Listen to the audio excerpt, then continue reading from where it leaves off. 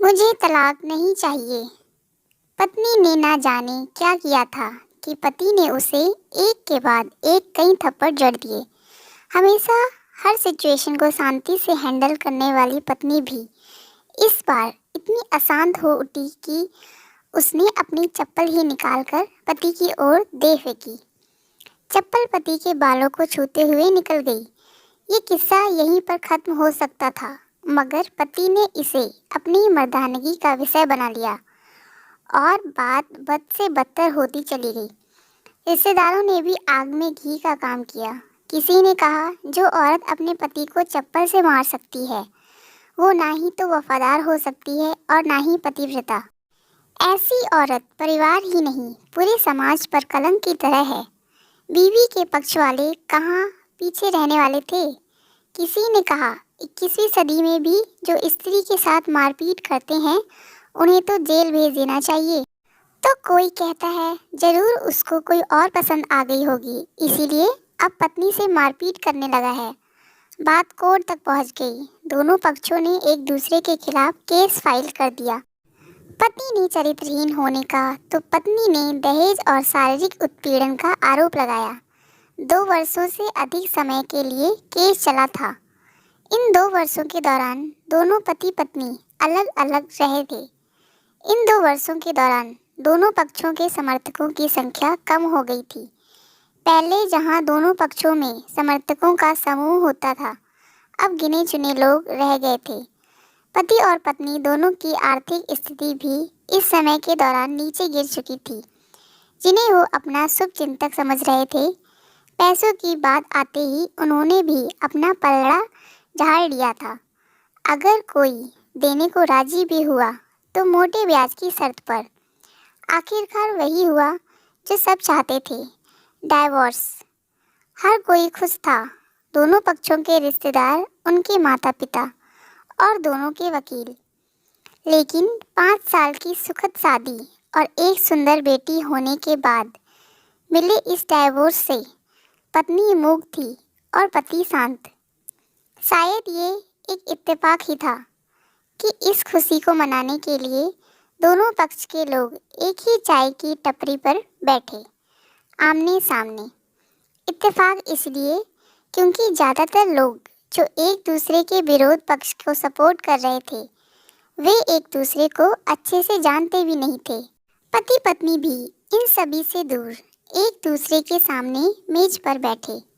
पत्नी ने पति से कहा, अब तो खुश होगे ना, तुम्हारे मन की जो हुई है मुबारक हो, तुम भी तो आज जीत गई हो।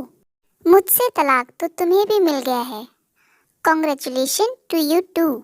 पति ने कहा, तलाक को तुम जीत का प्रतीक समझते हो? पत्नी ने पूछा। पति चुप रहा। थोड़ी देर की शांति के बाद पति ने कहा, मुझे तुम्हें 5 लाख रुपए अभी और हर महीने 8,000 देने का आदेश है। अभी मेरे पास पैसे नहीं हैं, इसलिए हमारा मतलब मेरा जो सिटी में फ्लैट है उसे तुम्हारे नाम कर देता हूँ।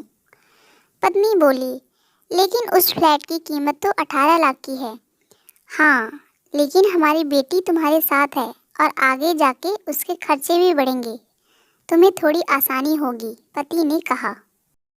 नहीं नहीं, मुझे सिर्फ 5 लाख ही देना और तुम हर महीने 8,000 तो देने ही वाले हो। मैं मैनेज कर लूँगी।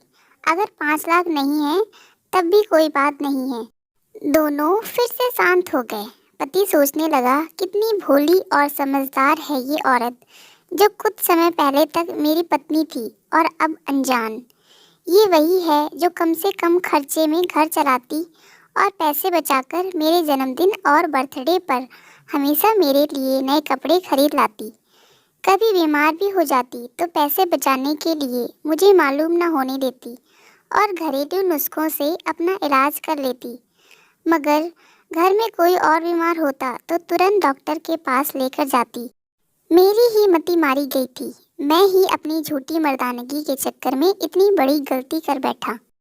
पत्नी के दिमाग में भी उथल पुथल चल रही थी। अभी भी वैसा का वैसा ही है। पहले भी खुद से ज़्यादा हमारे बारे में सोचता था और अब भी वही कर रहा है। ये वही आदमी है जो मुझे एक्सीडेंट से बचाने के लिए खुद मोटरसाइकिल के आगे कूद पड़ा था और अपनी उंगली तुड़वा बैठा था। पता नहीं कौन सी मनहूस घड़ी में से झगड़ा कर बैठी। पति ने मौन तोड़ते हुए पूछा, अब तुम्हारे कमर का दर्द कैसा है? ज़्यादा तकलीफ तो नहीं होती? पत्नी हल्का सा मुस्कुराई और बोली, अभी भी होता है। अब तो पेट में भी क्रैम्प्स उठते हैं। वो तो होगा ही। तुम योगा या कसरत भी तो नहीं करती हो। अब किसी गायनोकोलॉजिस्ट को जरूर दिखा देना, पति ने कहा। तुम बताओ, तुम्हारा अस्थमा कैसा है अब? क्या अब भी दौरे पड़ते हैं? पत्नी ने पूछा। हाँ, पड़ते हैं, पहले से ज़्यादा, क्योंकि अक्सर इन्हेलर भूल जाया करता हूँ। याद दिलाने के लिए तुम जो नहीं हो अब, पति बोला। पत्नी की आंखों में आंसू आ गए। वो बोली, तुम्हें मेरे चरित्र पर सवाल नहीं उठाने चाहिए थे, तो ये परिस्थिति आती ही नहीं। हाँ, मैं जानता हूँ, तुम बहुत अच्छी हो। मुझसे गलती हो गई, बहुत बड़ी गलती। मैं लोगों के बहकावे में आ गया था, पति बोला। तुमने भी तो मुझ पर दहेज का इल्ज़ाम लगाया था, वो बोला। गलत था, और इस बात का मुझे भी पछतावा हुआ, पत्नी ने कहा।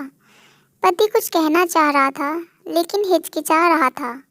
पत्नी ने पूछा, कुछ कहना चाहते हो? वो बोला, क्या सब पहले जैसा नहीं हो सकता?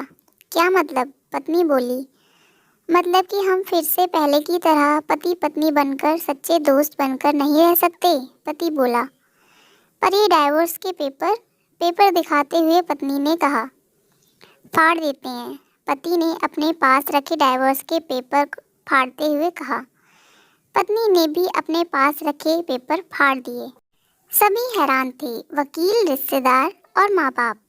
पति पत्नी दोनों एक दूसरे के हाथ में हाथ पकड़े अपने घर की तरफ चले गए।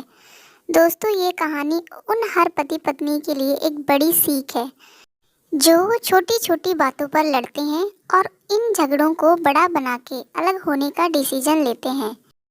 प्यार और झगड़ा तो एक सिक्के के दो पहलुओं की तरह हैं। दोनों को स्वीकार करना होगा, तभी ये पवित्र रिश्ता अपनी मंजिल तक पहुंच पाएगा। तो कैसी लगी हमारी स्टोरी? प्लीज़ अपनी राय कमेंट बॉक्स में ज़रूर दें और हमारे चैनल को सब्सक्राइब ज़रूर करें। Thank you guys.